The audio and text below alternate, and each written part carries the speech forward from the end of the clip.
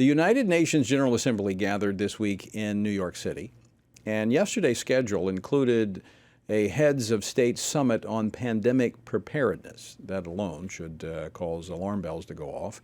Well, in that, the World Health Organization, the WHO, orchestrated a vote of the General Assembly on a non-binding declaration that appears to have been designed to build momentum for the WHO's global power grab that they have planned in May, when they want to adopt a universally binding treaty that would make them the global pandemic police in effect. Joining me now to discuss this, Michele Bachmann. She served in Congress for 8 years and is now the Dean of the Robertson School of Government at Regent University. During her time in Congress, she served on the House Permanent Select Committee on Intelligence, and she's been tracking the WHO and this pandemic treaty from the start. Dean Bachmann, welcome back to Washington Watch. Tony, great to be with you today on this important topic. Yeah, no news. I mean, there was no news. The only thing you could see on this were press releases from the United Nations and others who are supporting this. Give us the latest on what took place tomorrow and how this kind of fits into their plan of this for this global power grab. Right. Well, the timetable was set out in May of this year that at this assembly this week, there would be a historic first time ever summit on global pandemic preparedness. And that summit was yesterday. And so the plan, the pre-baked plan, is that a resolution would be passed by all of the 194 member nations. The only thing is the UN encountered a major problem because on Sunday, September 17th, 11 nations wrote a letter, a formal letter saying that they would not go along with this resolution that was intended to be passed this week. The resolution was brought up early on Wednesday at the beginning of this summit. However, it didn't actually get a vote. The president of the UN for this week issued a press release that said that we've passed this resolution. It wasn't passed. They issued the resolution. And so these 11 nations that objected stopped the process from going forward. And so now the General Assembly of the UN would have to come back and actually take a vote. If there are member nations who object, then the resolution can't go forward. This is absolutely historic. International law professor Dr. Francis Boyle said that this was a historic fail for the globalists at the UN yesterday. This is actually a victory for those who've been tracking this issue, but we need to know that the globalists are loaded for bear and they plan to have the global pandemic treaty and the international health rules changed in less than 1 year, next May in Geneva, Switzerland. So we have to stay on top of this.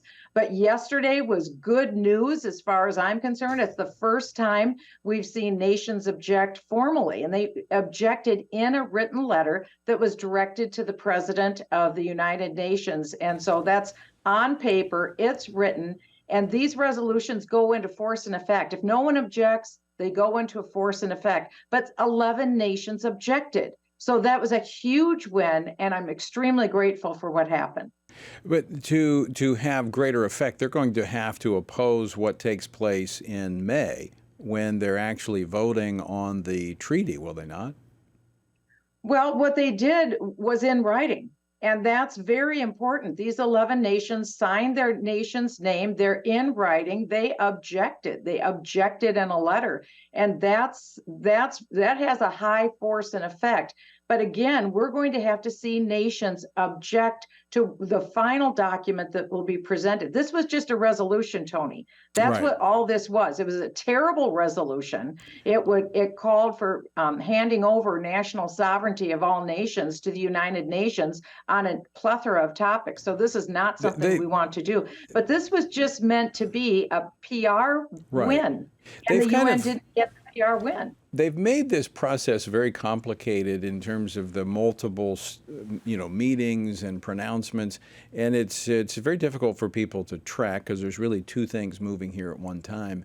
But as you said, this was more of I think orchestrating a PR event that went bad for them yesterday. Yeah, it went badly. They were caught with egg on their faces because they tried to pretend that all nations went on along with this resolution when in fact they didn't. What they did is they drew out the dissenters. That had never happened before. When I was in Geneva, Switzerland in May at the Global World Health Assembly, no nation registered their dissent formally. They didn't register dissent on Twitter, anywhere. So it appeared that all nations were going along with this. That's exactly what the UN wanted. They wanted to present a unified face yesterday. They didn't get it. They got a smackdown when they got this letter on Sunday, September 17th, saying, we, the 11 aforementioned countries below, do not agree to this. We don't like the way you're negotiating this thing. And they laid out 4 criterion that they objected to. So at this point, the UN has a problem in their hands because they have dissenters in the ranks.